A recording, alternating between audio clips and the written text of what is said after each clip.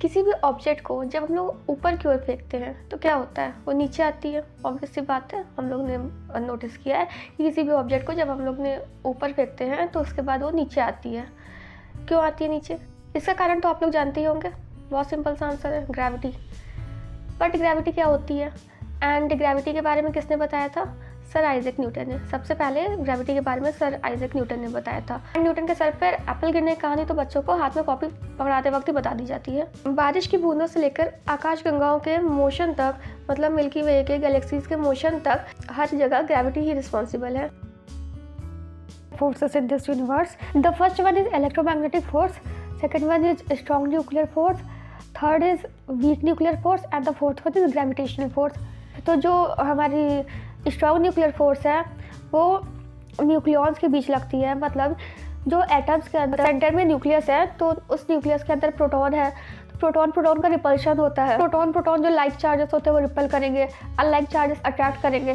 तो उस coulombic interaction को, इलेक्ट्रोमैग्नेटिक फोर्स की वजह से जो इंटरैक्शन होता है उसको ओवरकम करने के लिए हमें एक बहुत स्ट्रॉन्ग फोर्स चाहिए, तभी तो प्रोटॉन साथ में रह सकते हैं न्यूक्लियस के अंदर। तो वो फोर्स होती है स्ट्रॉन्ग न्यूक्लियर फोर्स।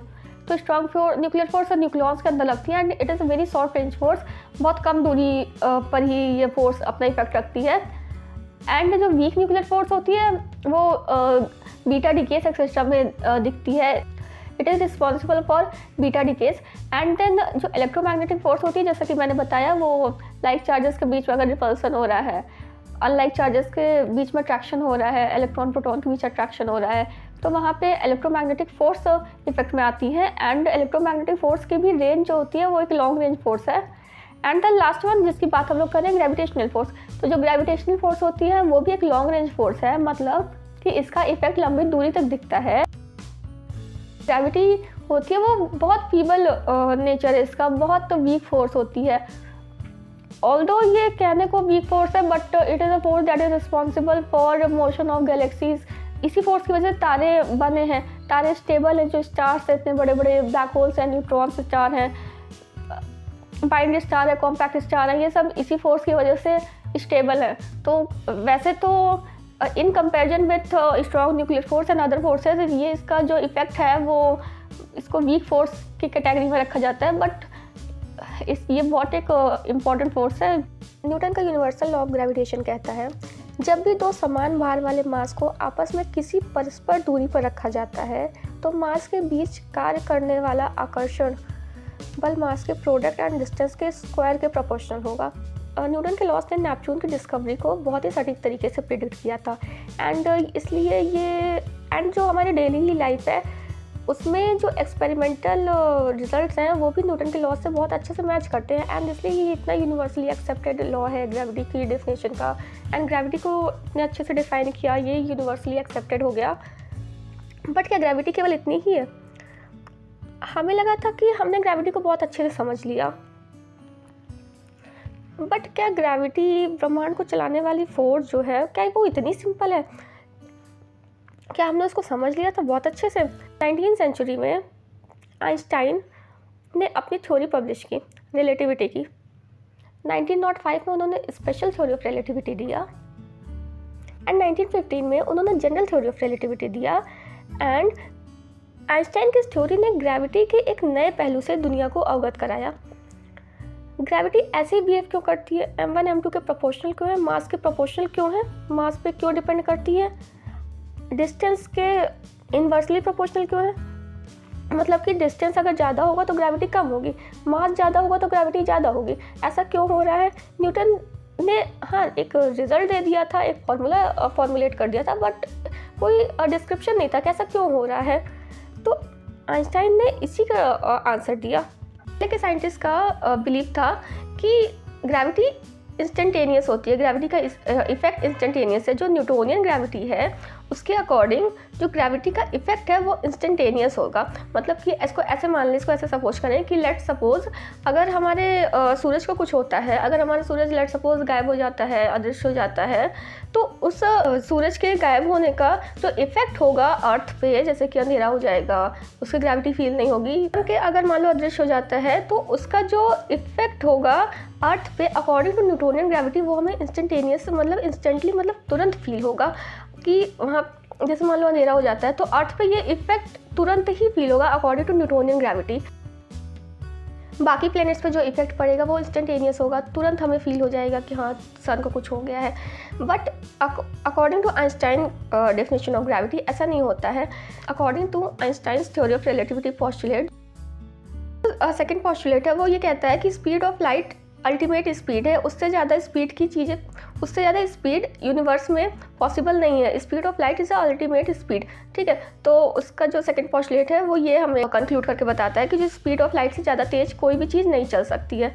तो अगर जो हमारा अगर सन गायब हो रहा है तो उसका इफेक्ट अगर हमारी धरती पे पड़ रहा है और अगर हमें इंस्टेंट पता चल रहा है तो इसका तो ये मतलब हुआ ना कि जो इन्फॉर्मेशन ट्रेवल करके आ रही है वो अनंत स्पीड से आ रही है, वो इनफाइनाइट स्पीड से आ रही है, तभी तो तुरंत पता चले। इंस्टेंट पता चलने का तो यही मतलब हुआ ना कि अगर तुरंत पता चला तो इसका मतलब कि जो इन्फॉर्मेशन ट्रेवल करी है वो इनफाइनाइट स्पीड से करी है। But according to Einstein theory of relativity speed of light से तेज कुछ नहीं चल सकता, इन्फॉर्मेशन भी नहीं चल सकती। इन्फॉर्मेशन जो हमारे तक पहुंच रही है वो भी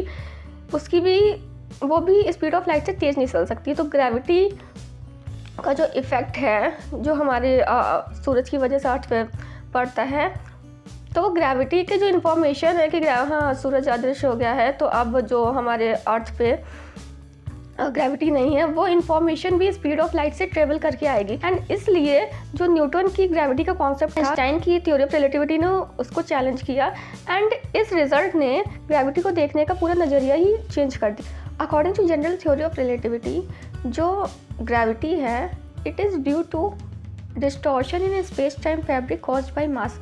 मतलब जनरल रिलेटिविटी में कहा गया है कि मास की वजह से स्पेस टाइम फैब्रिक में जो कर्वेचर ऑब्टेन होगा, जो स्पेस टाइम फैब्रिक में जो डिस्टॉर्शन आएगा, वही ग्रेविटी के लिए रिस्पॉन्सिबल है, वही ग्रेविटी का कारण है। न्यूटन के अकॉर्डिंग टाइम एब्सोल्यूट था, मतलब कि स्पेस के किसी भी पॉइंट पे टाइम की सेम डेफिनेशन होगी। But according to Einstein time was relative.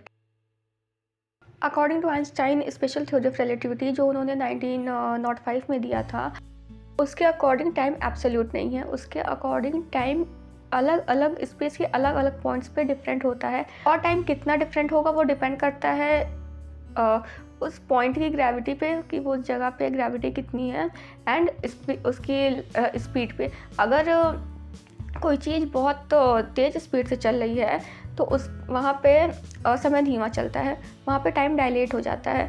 And in a similar manner अगर किसी पॉइंट पे ग्रेविटी बहुत ज़्यादा है तो वहाँ पर भी समय धीमा चलेगा। ये एक बहुत फेमस मूवी आई थी इंटरस्टेलर, तो उसमें इस कॉन्सेप्ट को बहुत अच्छे से, टाइम डायलेशन के कॉन्सेप्ट को बहुत अच्छे से दर्शाया गया है।